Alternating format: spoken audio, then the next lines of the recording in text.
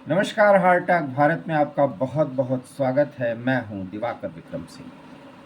अंततः any Joseph Kerala के त्रिशूर लौट आई हैं। एनी जोसेफ भारत की नागरिक हैं और उस 17 सदस्यीय क्रू मेंबर की सदस्य हैं जिसे ईरान ने गत 13 अप्रैल को अगवा कर लिया था।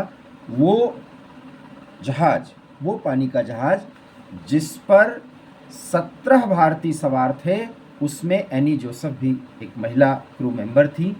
उनको जब अगवा किया गया उस जहाज पर, जो इजरायली मूल के व्यक्ति का था, और बताते हैं कि यूएई के रास्ते से जब वो गुजर रहा था तो ईरान के आर्मी ने उस पर अटैक किया और हेलीकॉप्टर से अटैक के बाद उसको अपने कब्जे में ले लिया, जिसमें 17 भारतीय उनके कब्जे में आ गए, क्योंकि इजराइल पर उसी के बाद बड़ी कार्रवाई ईरान की तरफ से की गई थी। इसके बाद एक बड़ा मुद्दा था कि अब उन भारतीयों का क्या होगा। और तब अगर आपको याद हो, और हार्टग भारत पे जाकर आप देख सकते हैं कि हमने 3 दिन पहले ही बता दिया था कि सुरक्षित सकुशल वापसी ही नहीं होगी, बल्कि पूरे सम्मान के साथ भारतीयों की रिहाई का आश्वासन ईरान के विदेश मंत्री ने भारत के विदेश मंत्री को दे दिया है। और एस जयशंकर बराबर संपर्क में हैं और एक दबाव, जिसे कहते हैं कि मित्रवत दबाव बनाया गया कि आप जल्द से जल्द रिहाई करिए, क्योंकि हमारे यहाँ चुनाव का दौर है और ऐसे में वो एक मुद्दा बन सकता है। और तब हमने आपसे कहा था कि ईरान भारत की कद्र इसलिए करता है क्योंकि वो भारत के ताकत को समझता है और एक व्यापारिक भागीदार के रूप में भी भारत ईरान के लिए बहुत बड़ी ज़रूरत है। और उस स्थिति में, क्योंकि ईरान समझता है कि इजराइल से भारत के रिश्ते और अच्छे हैं, ये हमारे देश की ताकत और हमारे देश की कूटनीतिक ताकत, इन दोनों का एक बहुत बड़ा नमूना है कि दोनों देश एक दूसरे के जानी दुश्मन है इस समय, और इनके कारण पूरा पश्चिम एशिया और पूरा मध्य पूर्व जो है वो मुश्किलों में है। लेकिन ये दोनों देश भारत के अभिन्नतम मित्र हैं, और मित्र उस नज़रिए से कि दोनों व्यापारिक सहयोगी के तौर पर भारत के साथ इस तरह से जुड़े हुए हैं कि दोनों भारत को नज़रअंदाज नहीं कर सकते।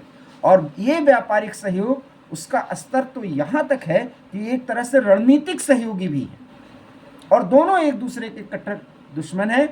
और अगर दृष्टिकोण के हिसाब से भी सोचा जाए तो इस्लामिक देशों का, हालांकि एक सिया मूल का ये देश है ईरान, लेकिन भारत के साथ उसके बंदरगाह के स्तर पर जो संबंध है वो भी छुपा नहीं है।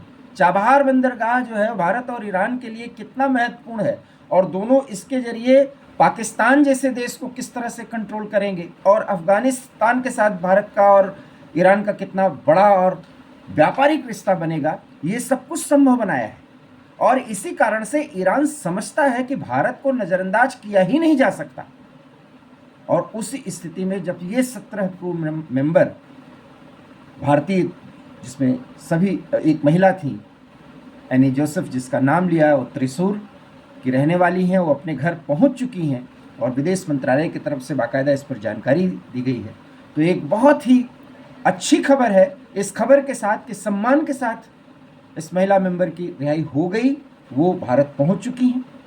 और सबसे बड़ी बात है कि जो अन्य 16 लोग हैं, बहुत जल्द ही उन्हें छोड़ दिया जाएगा। छोड़ने की कार्रवाई भी आगे बढ़ चुकी है, और ये सबसे पहले जानकारी हमने आपको दी थी कि कार्रवाई कितनी आगे बढ़ी है, जिसमें पूरी तरह से उनका ध्यान रखा जा रहा है, उनसे अनर्गल पूछताछ नहीं हो रही है। क्योंकि अगर संबंध खराब होते तो इन्हीं 17 क्रू मेंबर्स के जरिए ईरान उसका कोई फ़ायदा उठाने की कोशिश करता, लेकिन पहले ही दिन जैसे ही उनको अपने कब्जे में लिया गया, भारत की इतनी तेजी से कूटनीति आगे बढ़ी, और विदेश मंत्री टू विदेश मंत्री वार्ता और अन्य ऑफिशियल्स की जो वार्ता हुई, उसमें तुरंत ही आश्वासन दिया गया कि उन भारतीयों की तो सुरक्षित रिहाई होगी, लेकिन कुछ जांच पड़ताल जरूरी है, क्योंकि इजराइल के एक अरबपति व्यक्ति से वो जहाज जो है संबंधित बताया जा रहा है।